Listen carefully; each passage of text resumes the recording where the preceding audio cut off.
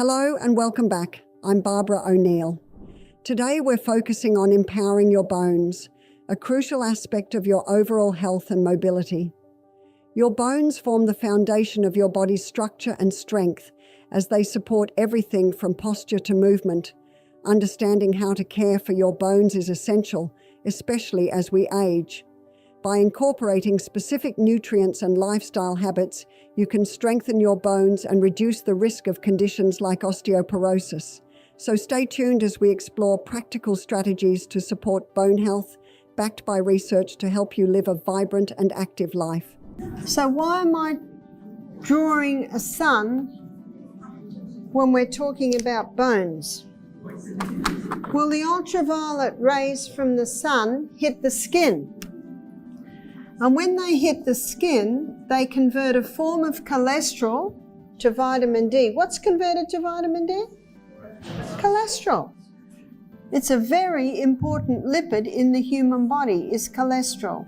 Dr. Malcolm Kendrick said, for the first time, normal levels of a normal vital body substance is being called a disease. What's that? Cholesterol. So the ultraviolet rays from the sun hit the skin and convert a form of cholesterol just under the skin to vitamin D. And vitamin D is essential in the assimilation of calcium and the utilization of calcium in the body. Vitamin D is also being hailed today as the anti-cancer vitamin. In fact, the research is showing that it can stop cancer in its tracks and even convert the cell back to a healthy cell. That's quite remarkable. So your bones need for you to be having vitamin D. But I've got some other shocking news for you. And you might say, Barbara, you've already shocked us enough. Bones aren't made of calcium. Well, what are bones made of? They're made of 12 minerals and 64 trace. What are the 12 minerals? Calcium, chromium, boron, iron, magnesium, manganese, silica, sulfur, selenium, potassium, phosphorus, and iron, and we've done iron, zinc. That's what bones are made of, and 64 trace.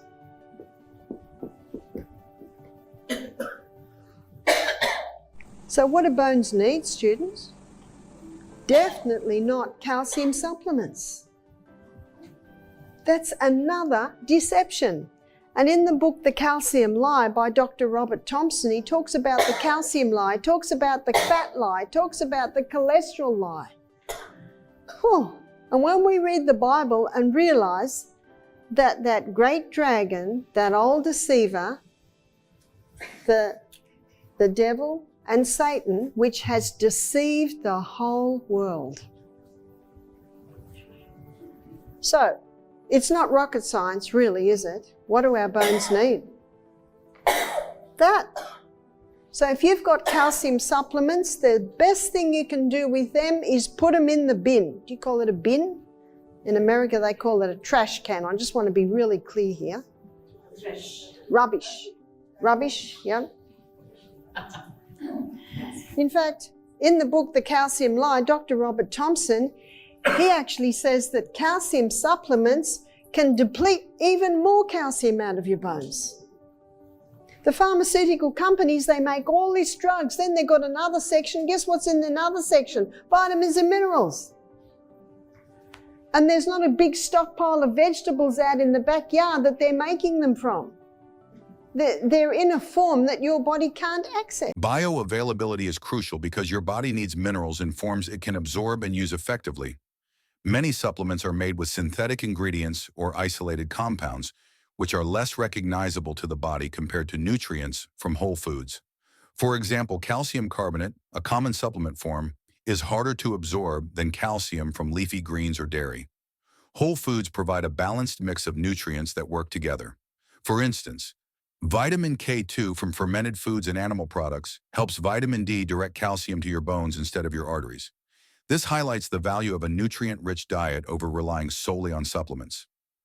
Always consult a healthcare provider to find the best approach for your nutritional needs.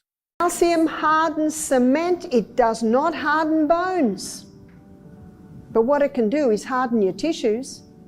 It can build up on your arteries. It can actually contribute to calcium deposits in your kidneys, in your gall bladder, even build up on the eyes. So where do we get that from? Dr. Robert Thompson states that the clearest indicator of a creator God is seawater, because it's the exact same mineral balance and proportion as is found in the body. You think about it. We cry seawater, we sweat seawater, we urinate out seawater. Every cell in the body is bathed in seawater. That's why a salt-free diet is quite crazy, actually. So I've got some more good news. You don't have to drink seawater. Do you know it says in the sailor's manual that if they're shipwrecked and they sip little bits of water every day, it'll keep them alive for a long time. But if they don't drink any water for 3 days and get very dehydrated and drink a whole glass full of seawater, that can throw an imbalance and they can go quite mad. So we don't need to drink seawater. All we need to do is get the whole salt, Celtic salt or Himalayan salt, that has all of those minerals in it.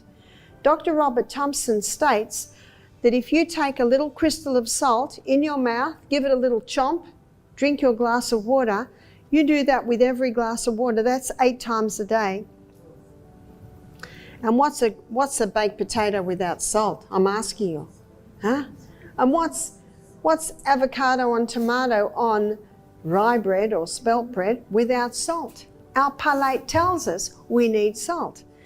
And in Matthew chapter 5 verse 13, the Bible says, "Ye are the salt of the earth. If the salt hath lost its savour, wherewith shall it be salted? It is henceforth good for nothing but to be cast out and trodden under foot of men." If the salt hath lost its savour, how does salt lose its savour? I'd like to suggest that the table salt has lost its savour because it's only 2 minerals. So throw your calcium supplements out, and the money that you usually use to buy calcium supplements, buy the Celtic salt. There's another place you'll find these minerals, and that is dark green leafy vegetables. Dark green leafy vegetables are phenomenally high in these minerals. That's all you need to do. That's what bones need. For better health, eat nutrient-rich foods like leafy greens, nuts, seeds, and legumes. Stay hydrated and exercise regularly to strengthen bones. Limit processed foods and sugars to reduce inflammation. Boost bone health with magnesium from almonds and spinach, and vitamin D from sunlight, fatty fish, or fortified dairy. Small changes lead to big benefits. Is one food that's phenomenally high in calcium, and it's in with the other minerals, so it's in a good form, and that is sesame seed. And a great way to use sesame seed is as tahini. My kids used to love tahini and honey on toast. And also we make dressings, tahini, lemon juice, crushed garlic, salt, something like that. Tomorrow when the brain's had a sleep, I can probably give you the recipe. But hummus and baba ganoush, a lot of Lebanese dishes use tahini. Also chickpeas are also a good source. So these are foods that will help boost calcium. And dried figs. Dried figs are quite high. But what most people do, unfortunately, they take things that leach the calcium. So what are the leaches? What leaches calcium out of the body is high acid foods. So that's a high carbohydrate diet, high carb, high wheat, refined sugar, and caffeine. All your caffeine drinks, coffee, tea, Coke, all of those are calcium leach. Milk, good question. Here's a glass of milk. And this glass of milk is high in calcium, but it's also high in animal protein. And animal protein is very dirty burning fuel. Only 58% is burnt as fuel. Do you know what that leaves? A 42% waste. And that's a high acid waste. It's a sulfur waste. And so what the body uses is it uses the most alkaline mineral, which is calcium, to negate the sulfur residue. Do you know how much calcium is left for the human body after a person drinks a glass of milk? None. Cows can access that calcium because they've got 5 stomachs. We've only got 1. And the countries in this world that are the highest dairy consumers have the highest incidence of osteoporosis. Where does the elephant get his calcium from for his huge bones? Where does the orangutan? The creatures in this planet with the biggest bones are vegetarians. They get it from grass. I've got some good news. You don't have to eat grass. You can eat broccoli and bok choy and all your dark green leafies. You don't lose your minerals when you cook them. You only lose the minerals when you cook if you throw the water away. I like to use waterless cooking. Put on a very low heat, get a heavy bottom pan, put a lid on, and it'll just cook gently in its own juice without any water. You've got to keep it on a low heat. It'll take a little while. You can also do things in crock pots because that's a very low heat. You just got to take a bit more time to do it. So cow's milk is not going to give you calcium. Cow's milk isn't the best source of calcium, despite common beliefs. Studies show that countries with high dairy consumption often have higher osteoporosis rates. Instead, opt for plant-based sources like broccoli, bok choy, kale, and fortified plant milks. These options provide calcium and other nutrients without the downsides of animal proteins. To retain nutrients when cooking vegetables, try steaming, waterless cooking, or slow cooking in crock pots. These methods preserve both minerals and flavor. Biggest bone and muscle strengtheners is rebounding. Rebounding is the little trampoline. You see, strength comes by exercise, and strength comes by defying gravity. Defying gravity is the most powerful form of strength building exercise. I have a book by Albert Carter. It's called Rebounding, something about rebounding. And he was a trampolinist. He was a champion trampolinist. And he married and had 2 little children. And he used to do a trampoline show. He'd go around and his little 4-year-old girl and his, little 8-year-old boy, they used to trampoline with him. And he noticed that if he held his daughter's feet, she could do 1-arm push-ups. And his little boy at school, he would do 1,000 push-ups. No kid couldn't come near him. And he thought, why are my kids so strong? It was the rebounding, the constant trampolining. You see, every time you jump, you're putting a little stressor on your body. And every time you put a stressor on your body, it keeps adapting and adjusting, adapting and adjusting.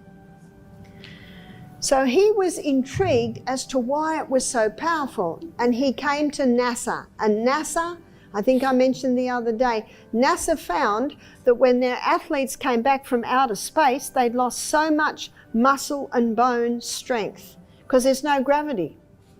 And the only exercise they found that prepared them for no gravity and also it resumed their strength much quicker than any other was the rebounding.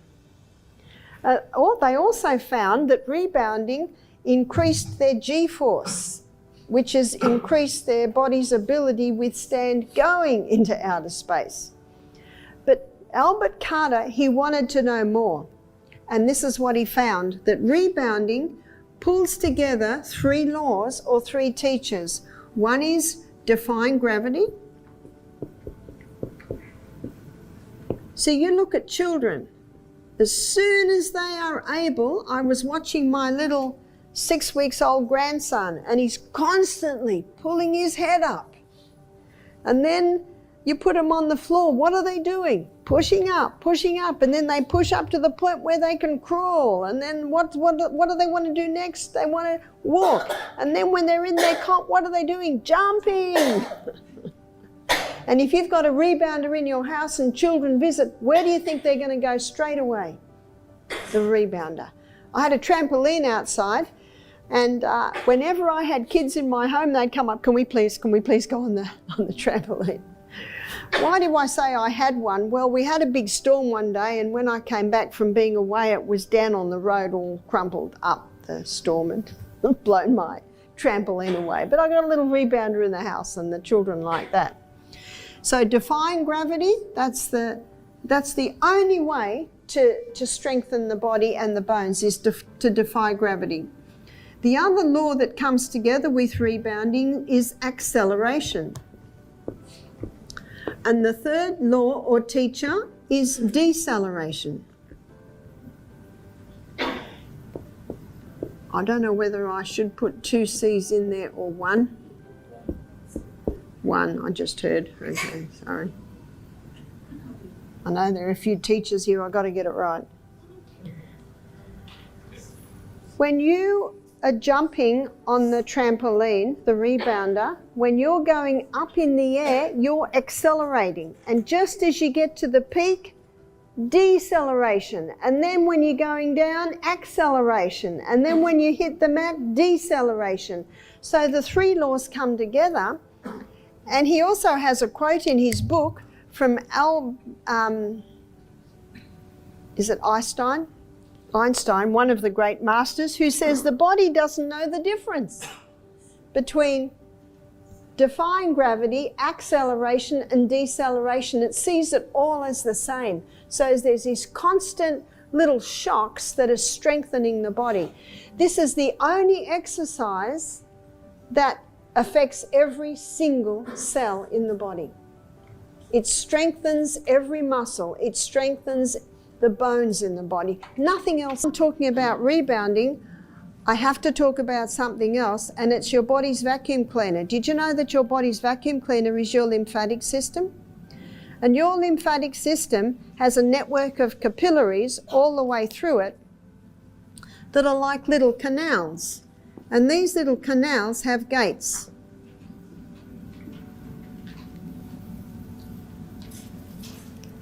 Now your circulatory system is what carries the blood.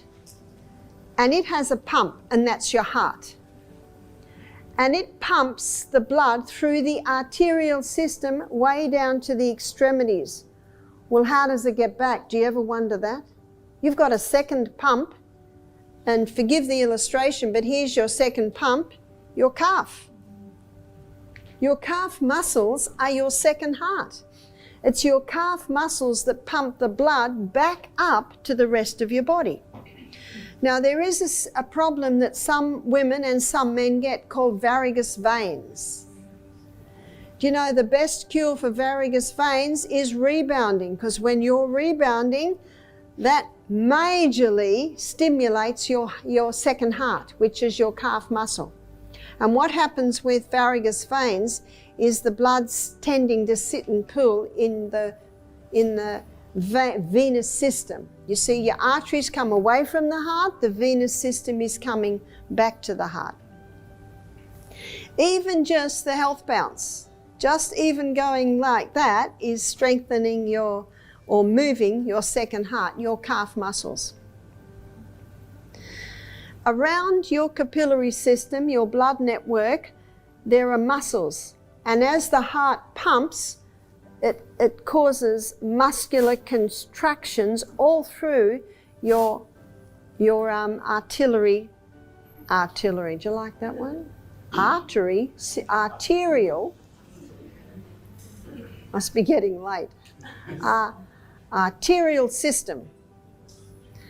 But your lymphatic system, it has a network of capillaries too, but it doesn't have a muscular system around it, and it does not have a pump. So how does it get activated? Movement. But there is one exercise that stimulates the lymphatic system in a more powerful way than any other exercise, and that is the rebounding. And this is what happens when you're rebounding. When you're jumping, when you accelerate up to the point of getting deceleration on the tip of your bounce, every single gate in the whole of the lymphatic system is open. And when you hit the mat, every single gate closes. And then when you go up again, every gate opens. And when you hit the mat again, every gate closes. Does it affect the joints of the leg? Does it affect the joints? There is no jarring on the joints because you've got to bounce. Whereas if you run, your joints jar, but not on the rebounding because you get this cushioning. When people don't exercise and they hardly move, can you see that their lymphatic system isn't stimulated? So what's happening in the tissues? The waste is building up. Do you remember the story I told you about Bobby, who had his lymph node in his thigh removed and his legs were huge, and I got him rebounding every hour, just a minute every hour, just to get that lymphatic system. You see, when anyone that's got swelling in their body, it's lymphatic. It's lymphatic fluid. And the rebounding is often called a lymphosizer because it has such a powerful effect on the lymphatic system. So once you Google and investigate the wonders of the rebounding exercises, now the rebounder that we have is one of the best. It's called a knee duck.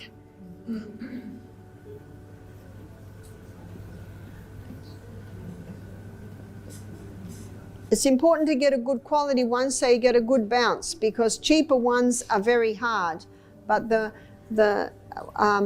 ones that are a little bit more expensive, they're just much better quality, and they basically spring you up in the air. They've got such a good spring on them. The good news is you only have to do 3 minutes 3 times a day.